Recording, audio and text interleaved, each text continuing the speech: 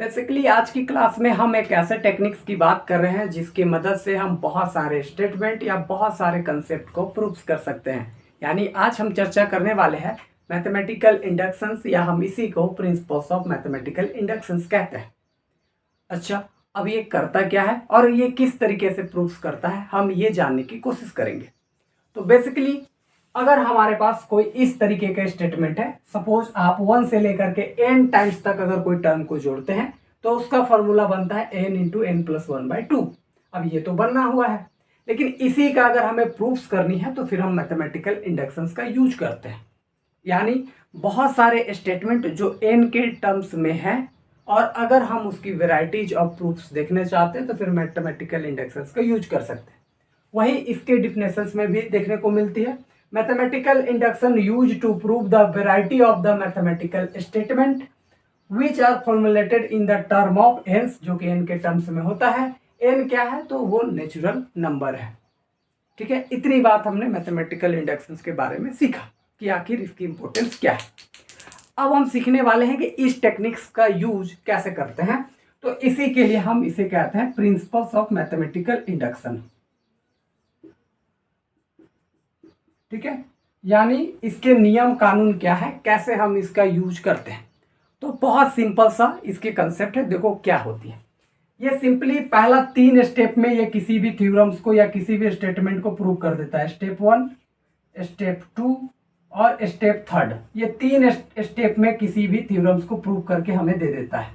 ये ध्यान रखने वाली बात इतनी है। अब ये 3 स्टेप्स क्या है, आइए सबसे पहले आपको बता देते हैं। पहला स्टेप में ये कहता है कि भैया आपके पास कोई भी स्टेटमेंट है, उसे अगर आपको प्रूव करना है तो पहला स्टेटमेंट में ये करिए कि सबसे पहले n is equal to 1 put करके चेक कर लीजिए कि दोनों साइड ठीक आ रहा है या नहीं। देखो बेसिकली अगर हमें किसी को ठीक दिखाना है तो LHS is equal to RHS करते हैं। तो ये कहता है कि सबसे पहले n इज इक्वल टू 1 लेकर के चेक कर लीजिए कि क्या LHS is equal to RHS है। अगर ये है, ट्रू है, ठीक है, तब ही आगे आपको बढ़नी है। अगर यहीं फॉल्स हो गया तो फिर तो आगे चेक करने की कोई जरूरी नहीं है। लेकिन इन्होंने कहा कि अगर n इज इक्वल टू 1 पे ट्रू है तो दूसरा बात स्टेप 2 में आ जाइए, और स्टेप 2 में क्या करिए कि जब पहला पे ये ठीक हो चुका है तो स्टेप 2 में आप मान ले लिए कि n is equal to m पर वो सही हो जाएगा। यानी कुल मिलाकर के n बराबर m पुट कर लीजिए, और ये मान के चलिए कि ये थ्योरम जो आपने लिखा है या जो स्टेटमेंट लिखा है वो सही है, मान के चलना है। ठीक है, n is equal to m put करके मान के चलना है कि वो ठीक है। अब तीसरा स्टेप पे क्या हुआ कि जब आप m पर ठीक है मान के चल रहे हैं तो बस आपको इस बार चेक कर लेनी है n is equal to m plus 1 पर। किस पर चेक कर लेनी है? n is equal to m plus 1 पर। और अगर यहां पर वो ठीक हो जाता है, यानी m प्लस 1 के लिए अगर वो ठीक हो जाता है, तो फिर आप ये जो स्टेटमेंट लिख रहे हैं उसे आप ट्रू घोषित करते हुए ये कह सकते हैं कि हाँ ये सही है और इसका प्रूफ हो चुका है। सिंपल सा टेक्निक है। इसको रियल लाइफ से भी आपको कनेक्ट करके बता देते हैं।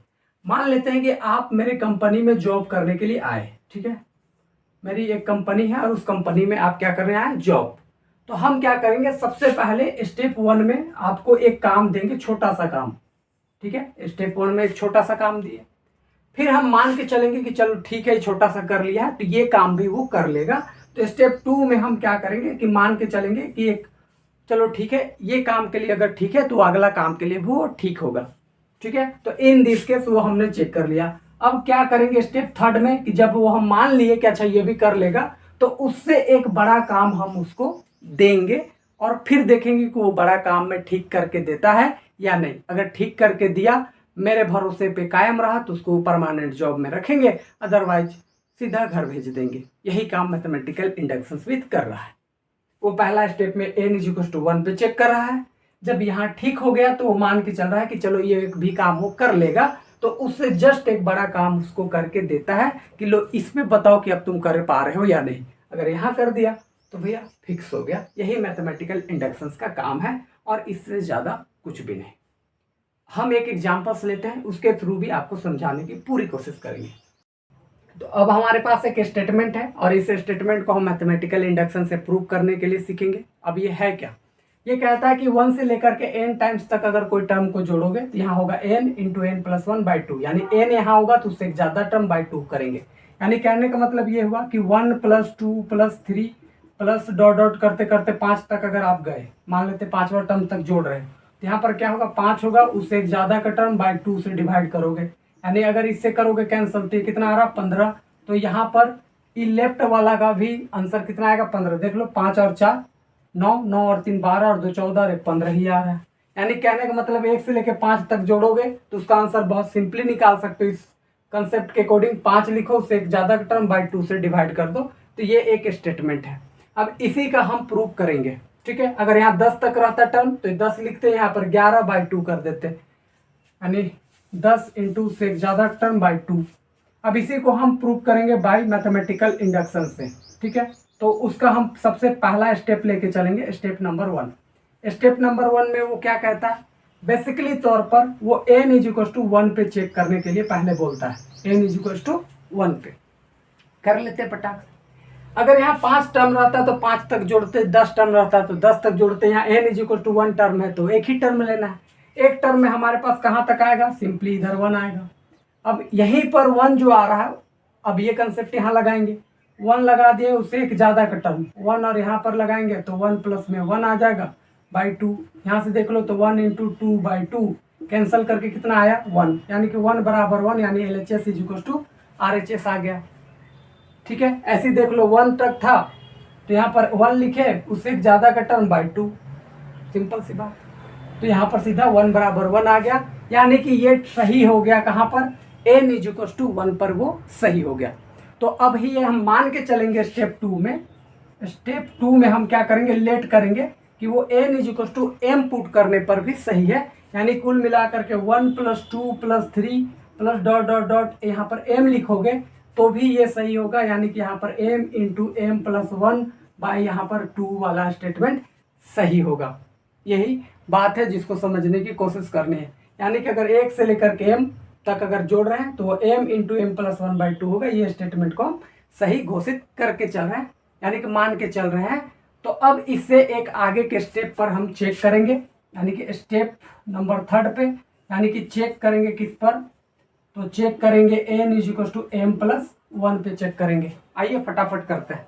यहाँ से देखो, यहाँ रखोगे तो 1 + 2 + 3 प्लस डॉट डॉट डॉट, यहाँ कहाँ तक जाएगा, यहाँ पर m+1 तक, क्योंकि n की जगह पर रखे m+1। यहाँ भी रखो, इधर आ जाएगा m+1, यहाँ पर रखो, यहाँ आ जाएगा m+1 और +1/2, ठीक है। अब हम दोनों साइड सॉल्व कर लेते हैं।